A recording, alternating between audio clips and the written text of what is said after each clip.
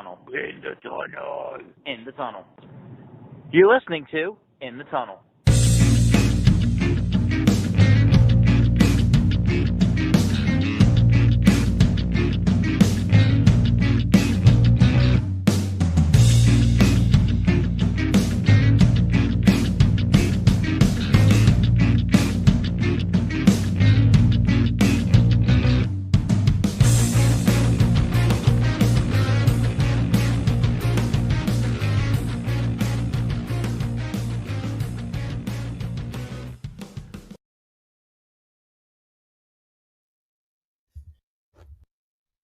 Hello and welcome to In the Tunnel, episode number 35. That's right. 35, the one before the big one, which is really just us saying we're, by loose definitions, going to be in a studio. Yep. And not so much so, it's just going to be like not on two sides of a Skype call. You know, studio. Yeah, and we had a little bit of a hiatus. Well, Sean, some of us had 2 grad school projects to do, and unfortunately, we have to prioritize when we're paying our own way on grad school. And yes, obviously work. Sean, being the tech wizard that he is powering all of New York City, and we owe it to him for keeping the lights on in such, a populated city.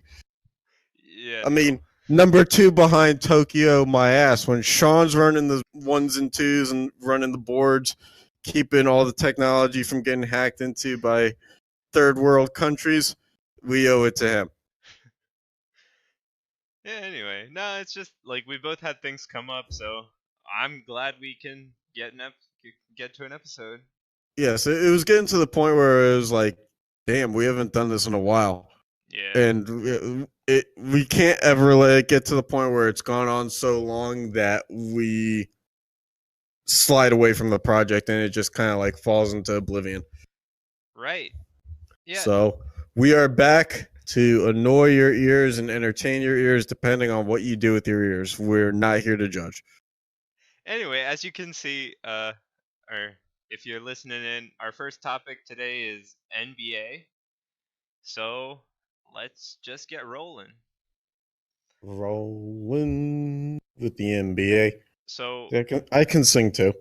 So you want to do left to right or top and bottom? These are in no specific order, by the way. I mean, they are the potential matchups, but as I said. So basically, it's like this. You got your, and let's just start with a little. We had bigger plans for this episode, and timing restrictions kind of hindered what we were able to do. We are planning on building off of this one for our next episode. We have a little creative wheel idea that we're going to bring back into this. One which will still be informative because we learned that we can weigh our wheel with, one option weighs a little more than this. We're going to do some math, but come on, it's Friday night. We can't do math right now. Because then that's just called work. Anyway. Yep. So we're going to present to you the potential matchups for the NBA, the NHL, all that good stuff. And then we're going to power rank. Yeah, so I mean, why don't we just start with East first, and what we think of the current teams that are in the playoff picture? Yeah. And we can get to specific matchups after that. Sounds good. All right.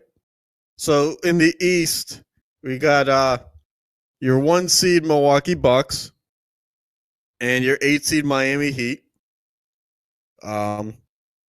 Everybody seemingly forgetting about the Heat being a playoff team and focusing on the fact that Dwayne Wade is playing really good and wants to hang him up at the end of the year, and everybody just wants him to keep playing. Just like, that's fine, but just let the dude do whatever he wants. Yep. Then you got, let's see here. You got your 2-seeded Toronto Raptors and your 7-seeded Brooklyn Nets. And there's a little fluctuation between the 6, 7, 8, and 9 in the East. They're all within like 2.5 games of each other. So I'll have to look at the standings a little closer on that one in a minute or two.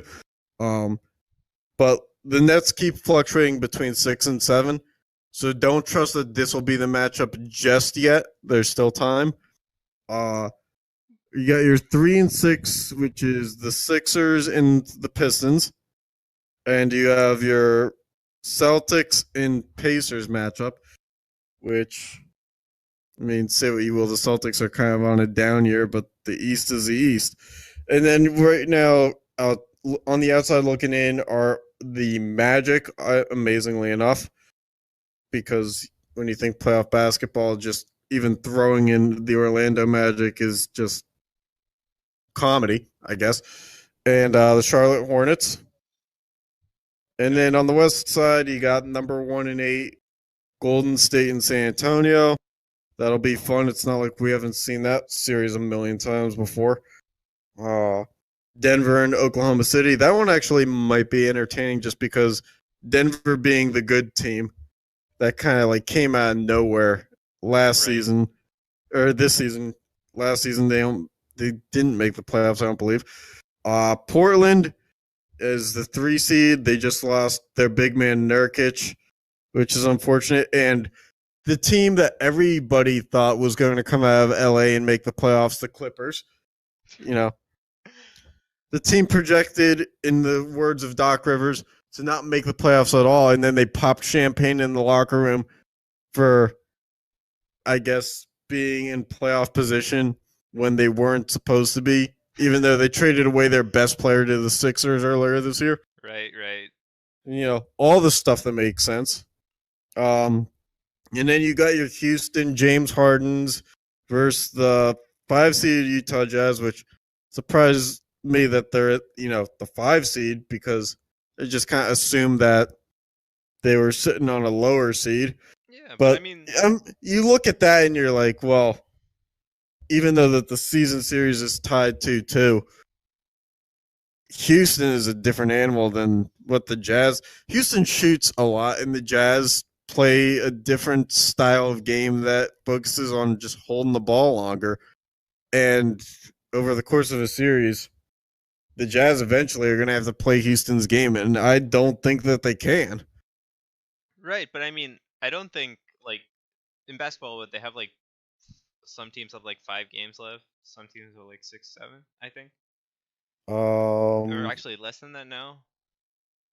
Let's see. Houston's got 6 games left, 3 at home, 3 on the road. Mm-hmm. And Utah's got 7, 4, and 3. But, so, I mean, I don't see, like, I mean, you might get in the East, you might get the lower seeds kind of shuffling a bit, but I don't really see a change in the teams. At least there's nothing, like, super exciting to be looking at going into the playoffs. Like, could a team squeeze? We're covering the NBA, Sean. There's obviously nothing super exciting going on. But I mean, it's a growing, or it's the most popular sport in the country, and you just have to. Look, I mean, unfortunately for us, more people pick up a basketball than a hockey stick, unless if you're like me, and when the net at the local park is like tied up, and you're like, I know what I'll do. I'll get the hockey stick and I'll bat the net until it comes out of place. Which I did, and now I have part of a basketball net on my dresser. Like a metal chain net. Oh, okay. Nailed it. All right. But getting back to the Eastern Conference stuff, if ESPN's stupid site will let me. No, and it didn't. I mean, it's like, at least just looking at it, right? It's from my point of view, it's good to see the Nets in there. Like, going into the season, I don't think many expected them to be in a playoff spot. Like, not a chance in hell. No, I was sure they would improve, but I wasn't. There's no way I would have predicted playoffs at the beginning of the year. Right. All right. So let's. Speaking of the Nets, let's take a look at that 6, 7, 8, and let's throw in 9, 10, and we're gonna do. So basically, this is all within. In the perspective of games back from the number 1 team in the conference, right? Milwaukee, everybody. So In the 6th spot, we had Detroit. They're 18.5 games back. The Nets are the 7th team. They're 19 games back. The Heat are 19.5 games back. Magic are 20 games back, and the Hornets are 21 games back. It's a lot of shuffling that could go on in the later stages. Let's run through a couple more numbers here. The Nets have 6 games left before or at home. Uh-huh. Miami's got 7 games left, 2 at home, 5 are away. Detroit's got 7 games left, 4 at home, 3 away. Orlando's got 6 left, 2 home, 4 away. So right there, I don't think Orlando can hang with 4 away games. And I think Charlotte probably gets X'd out because they have 8 games left, but 6 of them are away. Right, and it's one thing to be out on the outside looking in. It's another thing to control your destiny. Yeah, and it's, you kind of say, I guess, on a tiny scale, Brooklyn has the least amount of games left of teams that are, in that 6, 7, 8 spot, with having only 6 games left.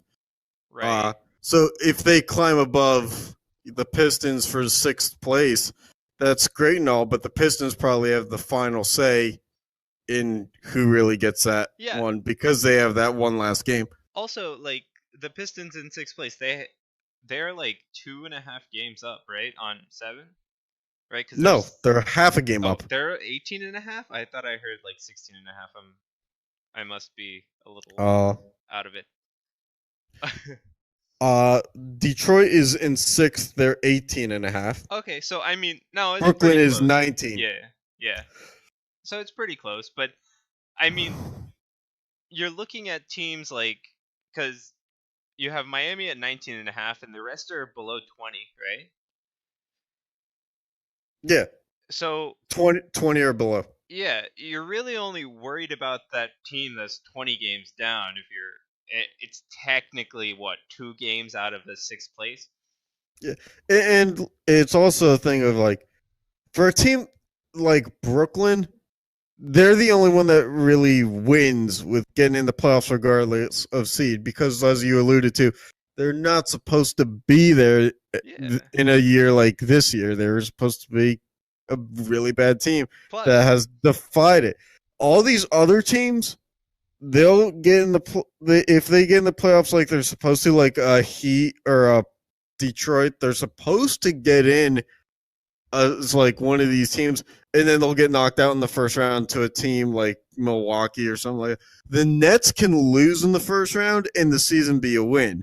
Yeah, other teams can't. It's gonna, like, for the Nets, right? It's a little bit exciting. This is like the only excitement that the NBA is gonna have. They have like have for to, them, like, win like 3 games, and they're probably in. Yeah, exactly. I mean, for the Nets to have won 38 games, for the Nets to have won 38 games, they're 38-38 as we speak. Like, they could lose the next 6 games, and it would be like, you know what? We're building on something here. Right, and if they make the playoffs, it's just like, yeah, whatever, like, awesome. Yeah, just the icing on top of the. Well, let's not call it cake. We'll call it a cupcake because it's a small win. But yeah, okay, they can have icing on their cake if they win a round. Yeah, but no candles. It's not your birthday. No. But that's Dr. J hasn't come in with a lighter and said happy birthday and started singing or anything. Although that's more of a Jay-Z thing, if I had to guess. Yeah, but like, coming back to the NBA, right? Like, the Nets are probably like, they're the winners out of whatever happens for their season. The rest of the teams, like, if the Heat drop or the Pistons drop from their seed right now, it's a definite loss. And even then, like, getting in at like 6th, 7th, or 8th is not what they wanted. So I'd like to offer up maybe, and I want to check with you on this comparison. Would you say that the Nets this year are kind of like the New Jersey Devils last year, where it was kind of like last year, you were saying like you thought that maybe the process would have taken longer to get into the playoffs, and then is like, well, maybe if we build on something, and you kind of saw where the Devils, like this year wasn't really a great year. And I could see Brooklyn kind of taking that same turn to what the Devils were this year, next year, and being like, thinking that they had something to build off of. And then it's like, well, they didn't really do anything with, if the Nets don't do anything with a roster movement and they don't like keep D'Angelo Russell, then next year could be like this downward turn. Yeah, I mean, I do think that this year's run could be attributed to something like a Devils run, but I mean, I think there's at least a difference in how they have to approach the offseason versus how the Nets did or had to at the time. Again, I don't necessarily think the Nets did good in the Devils did good in the offseason or anything like that, and it's a product of how the season went, along with injuries and stuff like that. But we're not getting into that. And poor coaching. But I mean, I think that even if the Nets, like, as long as the Nets don't go back to having an 8-win season or whatever it was, they're still on the right track. Yeah. Because, like, you are down in the dumps. You can't get any worse. Who could ever forget one of their last years in New Jersey where they, like, started the season, like, 0-16 or something? Yeah. They were going to, like, break the NBA record for, like, longest start without a win. Yeah, but so I just think that the proceeding to this situation is a little different. Right? Yeah. Because they've been so bad for so long that this is a welcome surprise that I wouldn't be so surprised, nor would I call the season a failure if they did quite a bit worse next year. Well, right now they're matched up potentially against the Raptors, and they do have a win against the Raptors. And let's see. One of their losses was only by 2 points to the Raptors too. The other one was by 17 points. Yeah, I mean, they might be able to hang with the division foe like the Raptors. They won't win that series, but if they can make it interesting, that'll be something. Seriously, win a game or two, and you're like, you've done your job. Yep. But yeah, so I mean, at least, and that's my opinion on the Nets going into next season. Like, I would still have them as an underdog going into the playoffs, and I wouldn't be surprised, depending on what the moves they make, if they got a little bit worse. Yep, Brooklyn Ballers, man. Just have fun with it while you can. Yeah. And to the other teams in the 6, 7, and 8 slots, just to let you know, Milwaukee is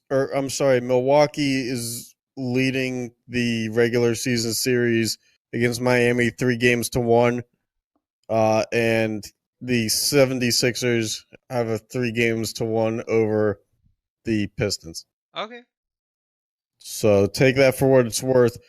Like I said. But I mean, these three matchups are the ones that can change pretty quickly. Yeah, it is. But I think regardless of opponent, these 3 teams probably don't make it past the first round.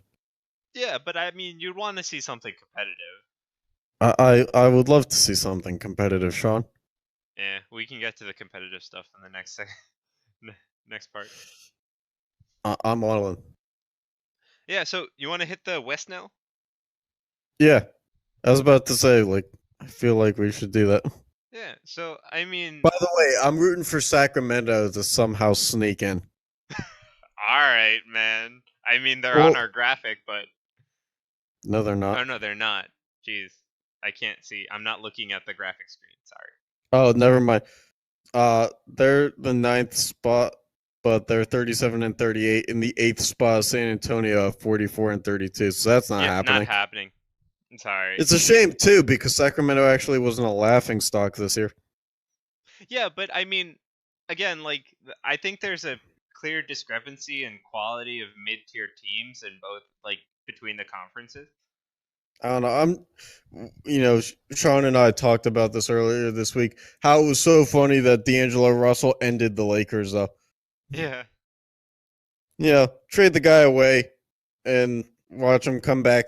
Of course, 2 years later, that's exactly how trades work out. Is you lose them 2 years later. Yep. Just nail in the coffin. Yep. Suck on that, LeBron. Yeah, I mean, I don't know. See, but going back to my point of mid-tier teams, right? Like, you have a clump of 5 teams in the East, right, vying for 3 spots, and then in the West, like, all teams are decided. There's no team that's changing. I mean, I don't have the standings right in front of me, so the matchup might change, but I'm still fairly. I think there's a lot in consistent. the West that's pretty much decided. I mean, Yeah, that's what I'm thinking. Like, well, maybe not so much. Hold on a second here.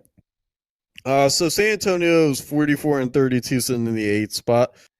Oklahoma's 44-31 in the 7. all right, And just about LA half a game. LA is 45-31 in the 6, and Utah's 45-30 in the 5. So those 4 teams could mix it up a little bit, but yeah, it's top heavy and bottom heavy again. Those are like all 4 matchups though. But I mean, none of them are losing their playoff spot, so they really like. I mean, if I were any of those teams, you probably want the 4 seed. But aside from that, I don't think anybody cares. Yeah, not really. Because I wouldn't want to face any of the top 3 teams anyway. I think that's more of an East problem than a West problem, though. Yeah, but still, I think it's still pretty defined that if I was in the situation of the West, I would want the 5 seed. No question. And then if I didn't get the 5 seed, then I wouldn't really care because it's a pretty tough matchup, any of them.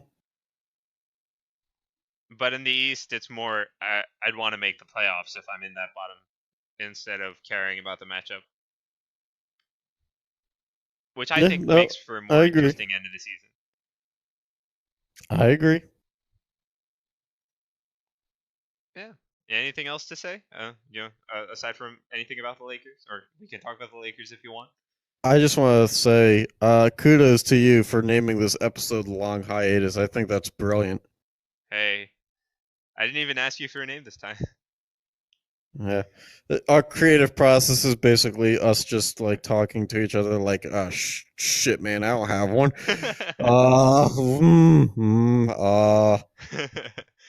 Yeah. Anyway, and bam, creativity strikes. Yeah. Anything else you want to talk about, basketball wise? Well, let's see here.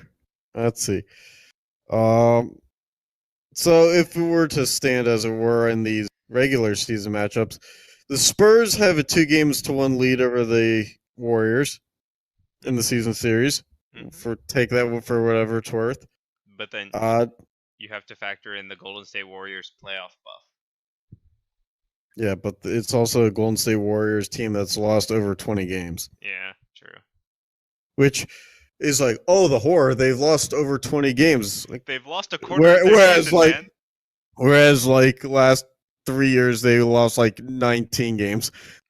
They've lost it's like, oh, the horror, they lost, like, 4 more games. They must be on a down year. Yeah. Denver has 1 game left against Oklahoma City, but they're up 3-0 in that series. Portland's up 3-1 on the Clippers. And amazingly enough, the more interesting regular season matchup of the 4 is it's a 2-2 tie for Houston and Utah. Okay. So might I say, Houston and Utah shaping up to be the must-watch series of the NBA playoffs. Right. Just as everybody has always said, give me a little Grayson Allen, a little Mormon country, and let's get the NBA playoffs started. That's definitely how every fan in every household talks about the first round of the NBA playoffs. Yeah, I don't know about that. Let's get the Mormon magic started. Yeah, no. Give me Mitt Romney courtside mocking Russell Westbrook again. Okay. Like he did last year. That was funny. Okay. All right.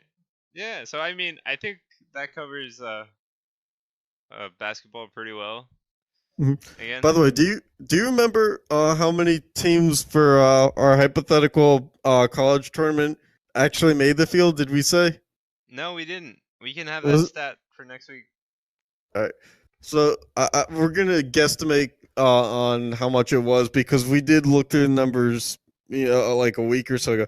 I think we had like 10 of our teams out of 60, or it was like 10 or 11 of our 64 teams, or 68 teams, actually made the actual NCAA tournament. Yeah, but the bracket was completely... Still, yeah. that's not bad. Kudos to the wheel. The wheel had 20%. To pick. Well, the wheel had over like 200 options. Right, and it got 20% right. So, hey. Exactly. Shout out to all the student athletes. We're getting paid just like you are.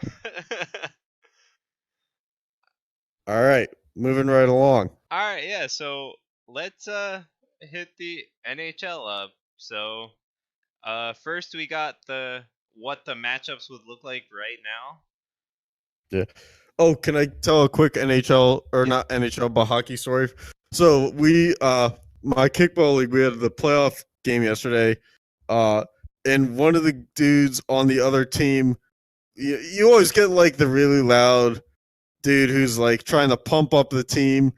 So theirs is playing third base, and he's going, "Let's go, boys! Let's go, boys!" And he's like, and then he just yells, "Yeah, that's some hockey talk." And like three of us from the ball hockey league that we used to do are on the team I'm on, and we're like, we all come to him and we're like, "Yeah, we were in a hockey league. That's not hockey talk just to say the word boys." So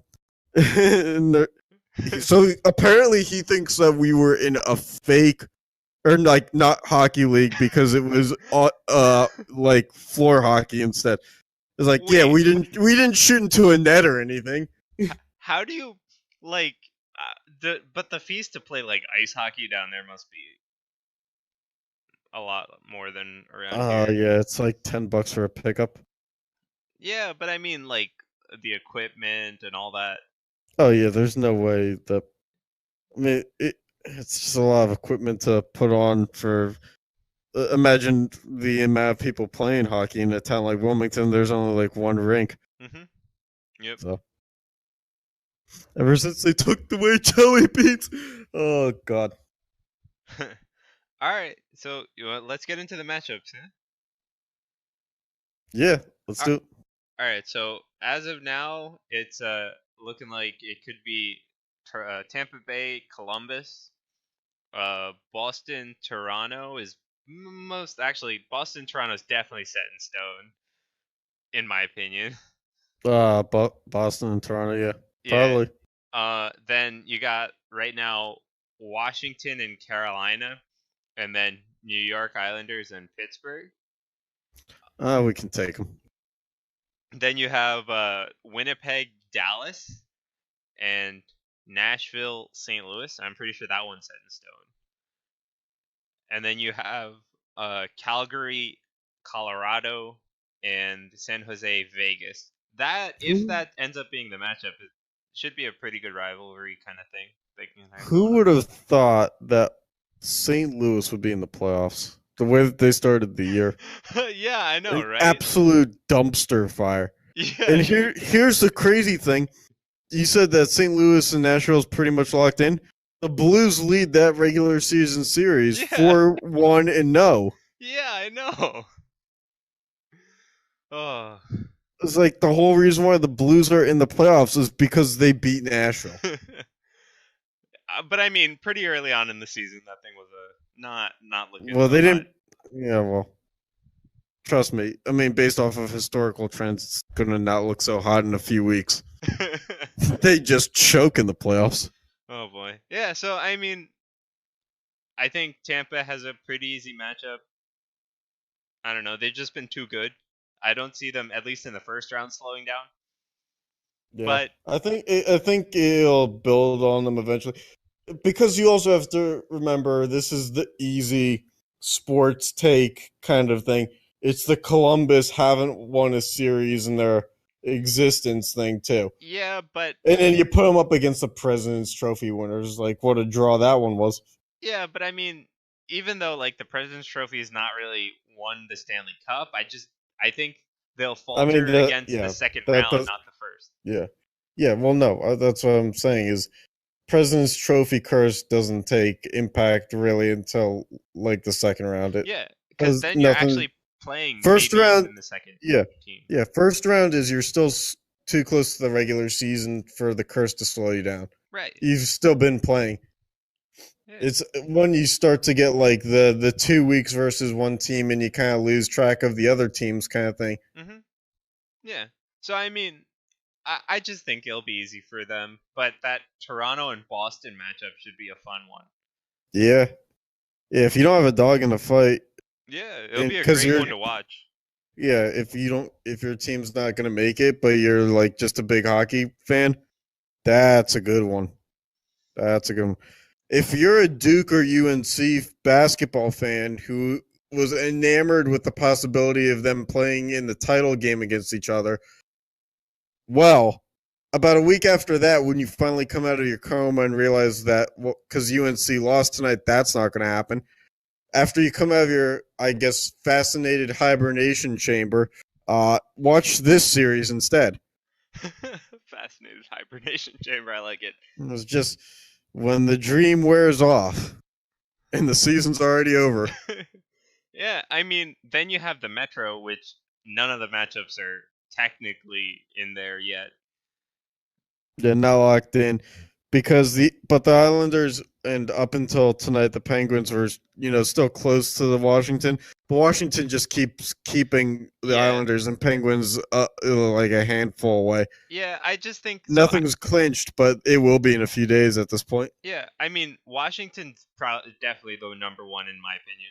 Like, I just don't see them. There's like 5-6 games left in the season. Like, they're not dropping enough games to lose. Yeah, they'll probably win in like 6 to Carolina if they have to pull Carolina. I mean, yeah, and that's the thing, right? The bottom 2 seeds are not even locked yet. Like, close to it. There's still a race. So, but I do think that their better competition for an upset would be Carolina versus Columbus. Yeah, I mean, only because I can't take Columbus seriously anymore. Fair enough. I mean, well, you think that I'd be amazed if Columbus took one game against the Lightning. Nah, see, I don't think they'll like fall over and die. I'm not saying that they will. I'm just saying that there's a clear talent differential. Yeah, but you can't say that, like, even though I think the series will be like a walk in the park for Tampa, I'm not going to say they win it in 4, no problem. Oh, yeah, no, I'm suggesting 5. I think Columbus takes one game, either of the series. Yeah, if they win more than one game, I'd be surprised. Yeah, okay, and I'm there then. The Columbus that gets swept is like a 2012 thing. Yeah. They've made such progress. I mean... And then they'll say goodbye to the bread man. Panarin will be gone. And then Bobrovsky too, right? Well, Bobrovsky's basically been gone. Yeah, I mean... Dismissed from the team, back on the team. You might as well just not play for the team. I mean, to be fair, they picked up Kincaid. They haven't played him since they picked him up, so he's still on the team. He's just there in case Bobrovsky pulls like a Brizgalov and just goes apeshit crazy. Oh, don't want to be there for that one. Oh, no one wants to be in Columbus for that long anyway. Anyway, so let's what do you think about like if the matchup would be Jets, Stars, and Nashville, St. Louis? I mean, Dallas is like the Minnesota Wild most years, where it's like they'll be in the middle of the pack, but once it comes time for playoffs, you can't take them seriously. I mean, like, even the Coyotes have made a conference final more recently. The Dallas Stars have. Dallas is like, good on you for having Ben and Sagan again, I guess, but if you get past the second or first round, you're not getting past the second round. Yep. That's just history repeating itself. San Jose and Vegas. We're talking Nashville, St. Louis. Oh, my bad. See, ESPN's got this thing where like it goes back and forth on me, and I just created that stuff, to make it look nice and formal without really, a directional flow to it, Sean. But yeah, let's go counterclockwise, I guess. Nashville. I don't know how you got that direction, but sure. Well, I mean, you know what, Sean?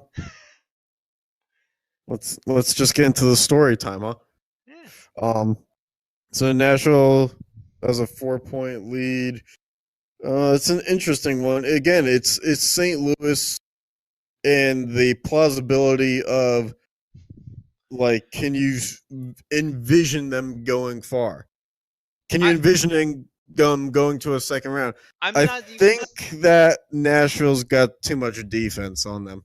I think that the series is close, but I think Nashville's going to win it. I'll give Nashville in 6. Yeah.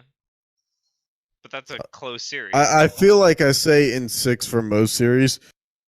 Yeah, but that's a close series. Like, yeah, it would have to be like everybody's balance for me to pick someone in 7. Yeah. And there's just not enough like balance for it to be 50-50 there. Yep. All right. So now we're going to go San Jose and Vegas. Sure. So San Jose's got 5 more points. It's a 95-90. This series, ESPN did a great job of just not. It just says regular season series. It shows the scores. They did not put in parentheses what the series lead was. So I'll do the work for you, ESPN.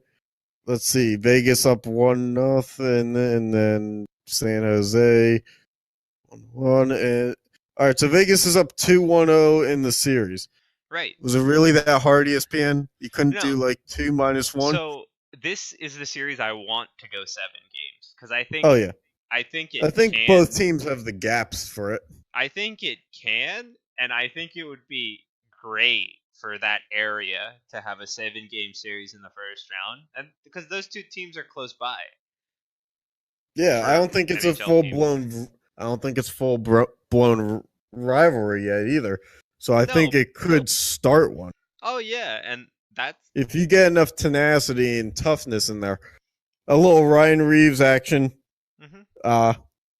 One Ryan Reeves hit can lead to a rivalry. Yeah, so I mean that's my series going 7 pick. All right, and that's your West series going 7. Yep. I think you'd agree with me when you said Boston, Toronto could probably go the distance in the East. Yep.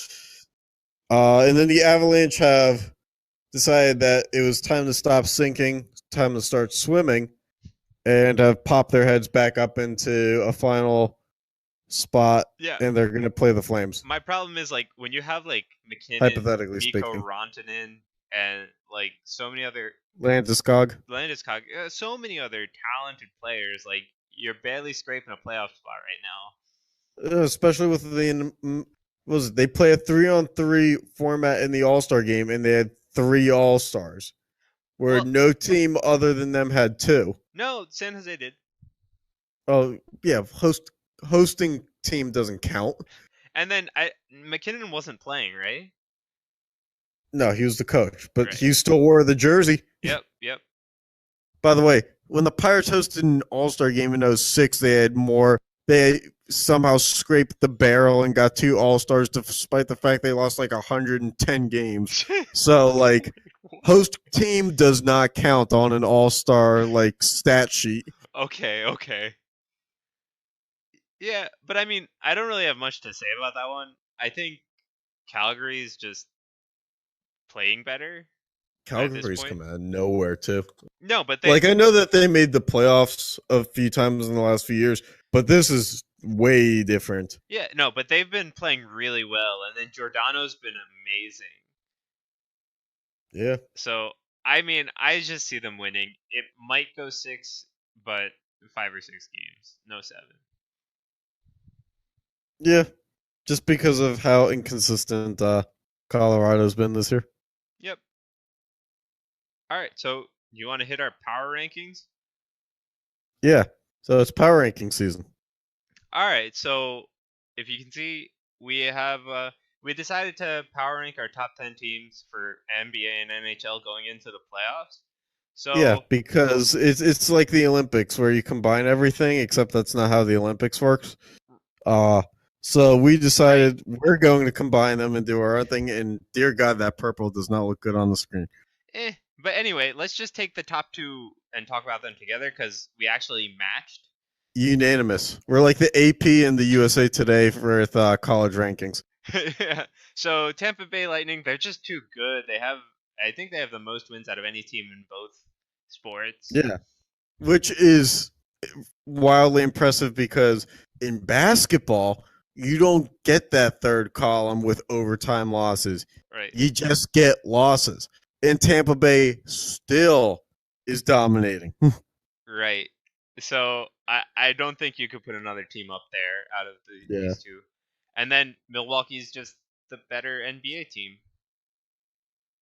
Yeah, I mean, you have to admire what they've built. Mm-hmm. I think that Giannis, I think I saw on the highlights this morning, he was a little limpy, so we'll see how long they stay in the 2 spot on the power rankings. But for right now, there we go. Yeah. So hey, 3 is where we differ. We're both in the NBA, but you chose Toronto and I chose Golden State. Yes, I did. So let's see. I have to pull up our NBA stats here. Hold on, a little elevator music here. And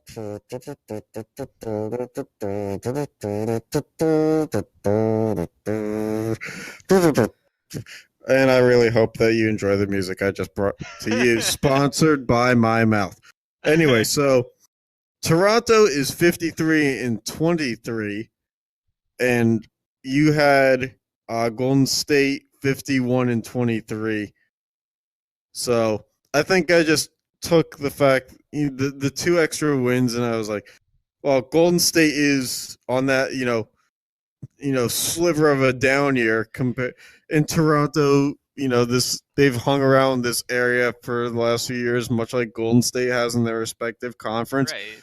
But I decided to choose Toronto just based on, they traded away DeRozan, brought in Kawhi, traded for Marc Gasol, and they're still doing what they keep doing.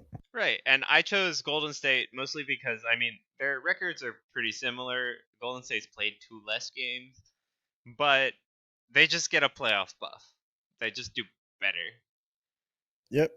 Golden State but Golden State's kind of fluctuating for number 1 and number 2 in their conference too. Right, but I don't really think it matters. All I'm saying is, someone's within reach. Yeah. A little bit. I don't know. True. Yeah. All right, so and the 4th, we both went to NHL, but we still chose different teams. Yeah, so I mean, Boston had that long streak of, at least getting a point where they didn't lose in regulation for seemingly forever. And they're still playing really good hockey, even though that streak has since ended, I think, I want to say 10 days ago. Right. So, and it's just a shame. I mean, if Tampa wasn't on this absolute tear this year, Boston probably overtakes a Tampa team in the standings that doesn't look like it's on HGH. So it's just, it could be a lot more competitive in the standings. It's just you can't have 2, beasts like that in one division. Right, and so I was looking at Boston, but I felt like if I put Boston up there, I'd have to put the Maple Leafs somewhere on this list. Because I think that matchup is going to be a long one, 6-7 games. So I couldn't justify throwing both of them up there. And I think Calgary's just been on too much of a tear to ignore this list. I think we also look at power rankings a little bit differently. I think I look at it with a little bit what have you done for me lately kind of approach. And you kind of took an overall look. Yeah, I mean, and I also try to think how if they go to the playoffs a lot, how will they perform in the future? I don't just try to base it off of what's been done in the recent future. Yeah, but I do think see. I know you have Calgary a little lower, but I do think that those 2 teams are pretty close. I would put the Boston at the lower end of my list, like 8 to 10. But I could see why you put them up there. Yeah. See, my only thing with Calgary and why I set them lower is because in comparison to a team that has put on the big show like Tampa this year, is Calgary is not on that same level. So I feel Boston hanging around in the same division warranted a little bit more, and Calgary standing out in a weaker Western Conference. I had to acknowledge that the conference was a little bit lesser. Yeah, but I mean, again, like with the way that when we were talking about the matchups earlier, when I looked at it, I was like, if I put Boston there, well, Toronto's not that far behind, so where am I going to put them? And I couldn't really justify them in the top 10.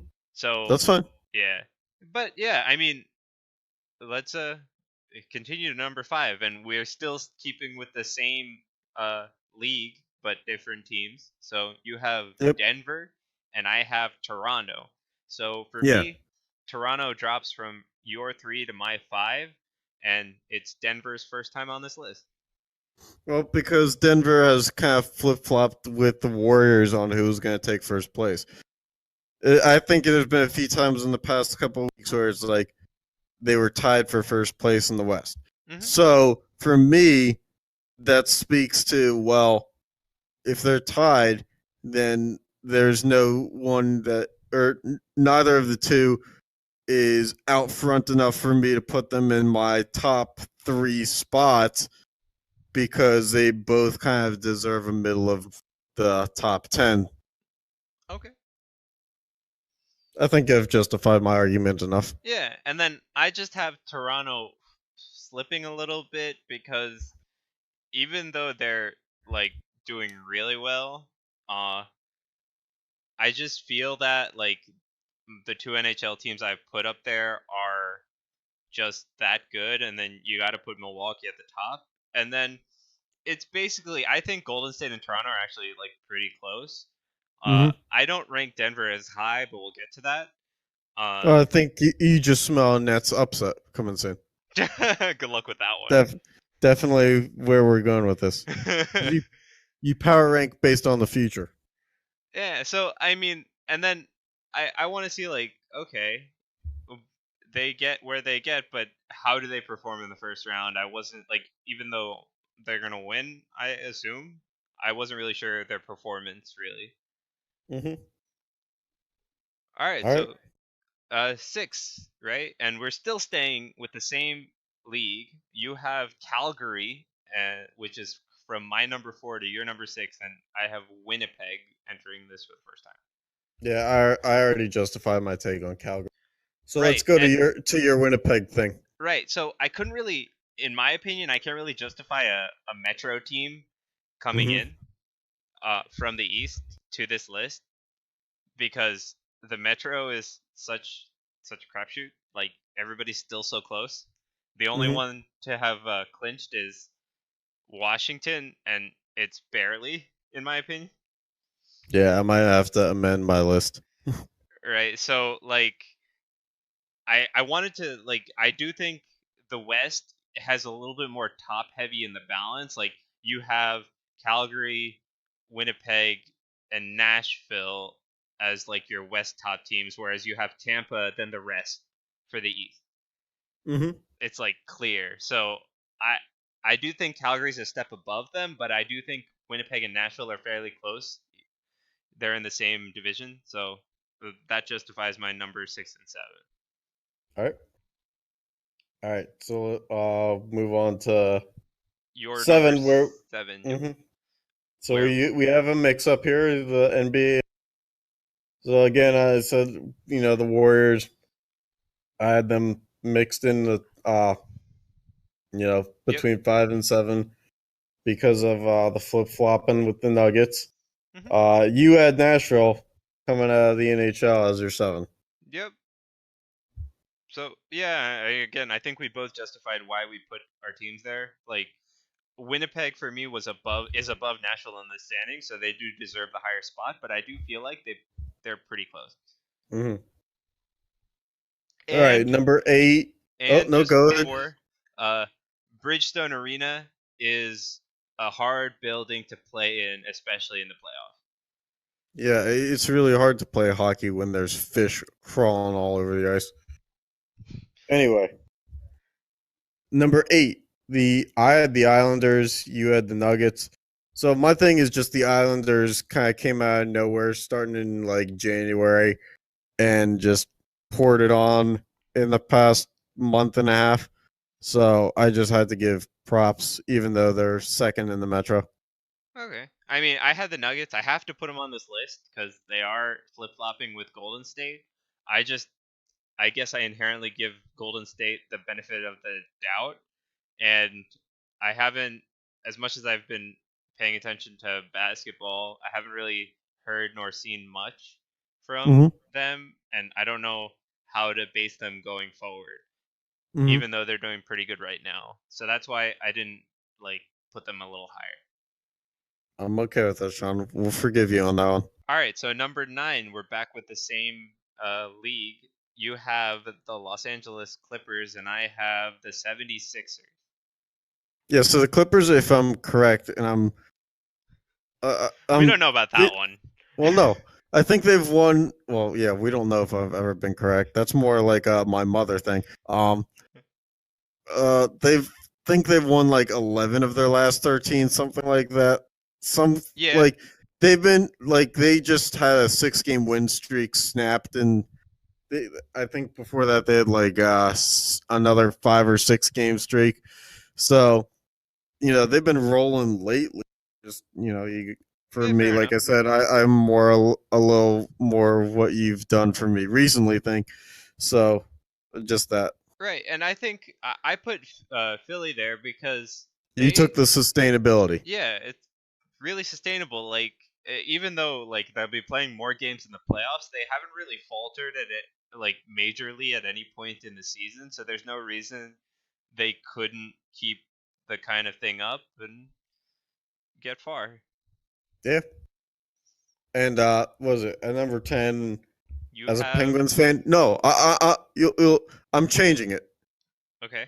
I gotta give it to the Capitals because they've kept the Metro runner-ups, the Islanders and Penguins, at bay.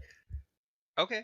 They've basically stiff-armed the 2 and 3 seeds in the division and said, "Look, we respect what you're doing, but you're playing each other in the playoffs. I don't care." They're like the person, you guys smell, just stay a few feet away from me.